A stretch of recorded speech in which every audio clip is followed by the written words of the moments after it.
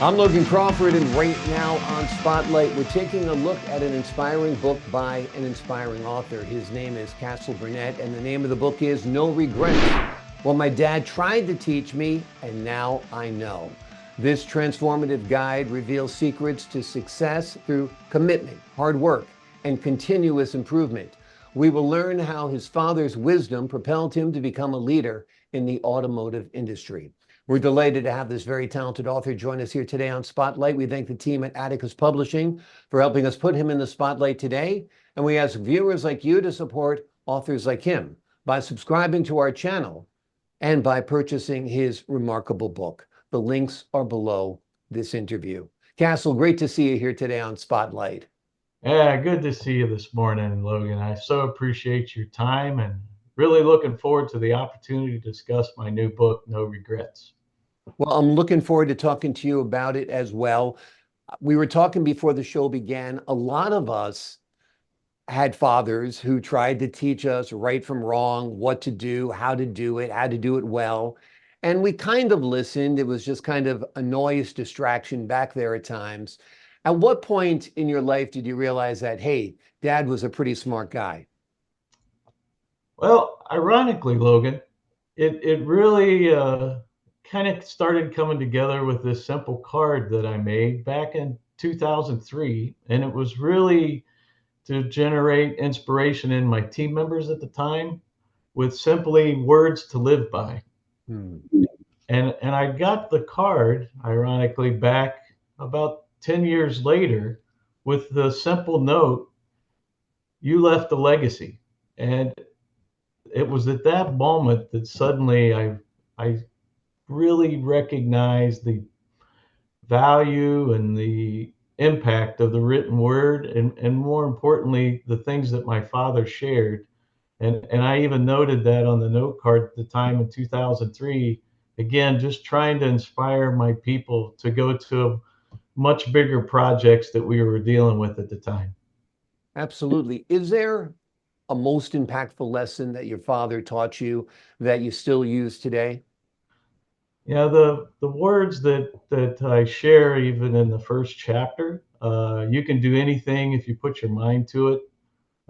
My father repeated that over and over again as I was growing up. And when I was trying to put this together for my team members, it took me back to one of the first major projects I had, and I remember sitting there thinking of what a big challenge it is, and how am I going to get there? And Hmm. it was those words that really allowed me just to kind of relax and focus, just like my dad, and put down what needed to be done, and from there. As he would famously say, you need to get at it. And that was putting words into action. And I feel like the first one's about mindset, and the second part's about taking action. Yeah, because great ideas are wonderful to have, but are really meaningless unless you put them into action. Um, the attitude that your dad gave you was one that my dad gave me, which was you can always pull yourself up by your bootstraps, that you can make it happen. Do you feel like in this newest generation that's changed? I mean, us men who grew up with strong fathers who got that across to us, I don't know if the next generation quite gets it. I understand and agree with some of the things you're mentioning there. The thing that I see, especially, when my dad always said, work never killed anybody. Mhm. we I started painting with him when I was 11 years old, with my brother, and I remember riding in the back of his Chevy pickup truck at the time, and I was like, Dad, why do all these kids get to play and I'm just going to work? And he's like, work is life, get used to it. And I share that in the book. And as I got older, it really became a driving force, and it kind of connects back to the get at it with grit and determination. And today, I feel we kind of, as a society, shortchange our children. We're trying to give them the best that we have to offer. And I think when we do that, we miss out on the opportunity to challenge them to do it themselves. And then as they become adults, they really struggle with the idea of work and that it's okay to work.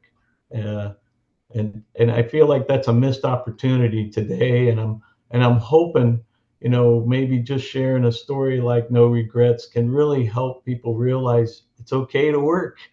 Yep. So, Hard work never killed anybody. My dad used uh, to say the same thing all the time, and it's very, very true. I think by trying to do well, we protected the next generation perhaps too much. We were mm, too careful with them. We were afraid they would break. And, it does have its ramifications, of course, on a society as well. Now, you mm. talked about the two parts of your book, which is one, having the idea, but then also taking action. How do people take their good ideas and put them into action? As my dad said, with putting your mind to it, it really takes first that focus. And I think another important word that you share so fondly is resilience. Mhm. Once you start putting those things into action and trying to do the work to get there, it really takes the determination and the grit and and just staying to the course. And I really believe, even for me personally, that's why when I looked into different leaders for myself as I started learning, I saw people like Henry Ford, who also had that unbelievable determination and grit. Hmm. And when you think about him, here's a guy building a car at a time there was no such thing as a car. There wasn't even roads at that time. It was all horses. And I really appreciated the fact that even though that was the situation, he never stopped until he got that first car built. And then more importantly, he made it affordable for people. And I think it kind of brings that whole sense of people full circle. And the idea that at the same time that you're trying to make something happen, another one of those things that I share in the book is about helping everyone. And I think it's so important that as you're doing your thing and trying to make it happen and take an action, don't forget the people and make sure along the way that you help others, because in the end, more than likely, they're going to help you. Exactly. The same people you meet going up the ladder are the same people you meet going down. And That's so right. you do have to create a great environment around you. People have long memories. It's important to mentor if you're going to be a success. And that in turn will help you with your success and their success. So it's kind of a symbiotic relationship. Why did you call the book No Regrets?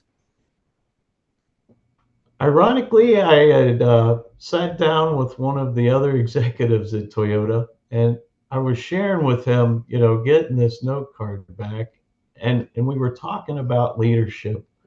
And his his name's David Fernandez, and he looked at me and said, "Casel, if anybody would demonstrate living a life of no regrets, it would be you. I, Hmm. I think you should call it that." And I really felt inspired at that moment when he shared those two words, because I didn't realize it at the time.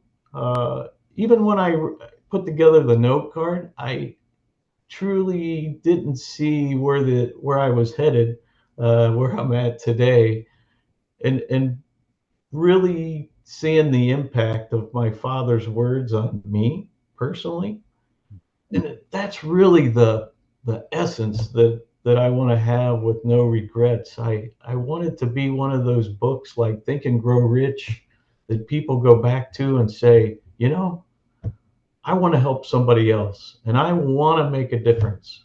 And just like my father did with me, I hope one person at a time. And even with our conversation today, Logan, Hmm. I hope we start somebody to make a difference. So, Yeah. Absolutely. My father died when I was relatively young, 36 years old. wow. So I didn't really get the chance to thank him for what he taught me. and let him know that I appreciated his advice. Did you get that opportunity with your father? Yes, I did. Yes, I did. He's getting ready to turn 95 in December. Uh, Wonderful. yeah, he Well, was. God bless him and happy birthday in advance. Let Uh, me just ask you before we leave you today, tell yep. me how the principles in your book can be applied by someone starting their journey towards personal or professional success.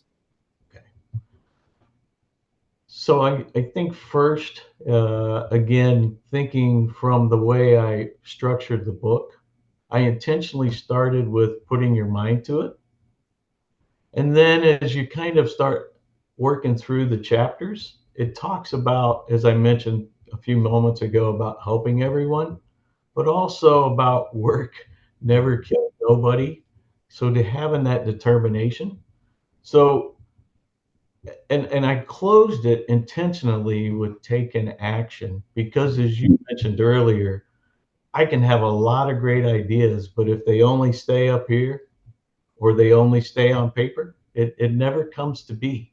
And it's not easy.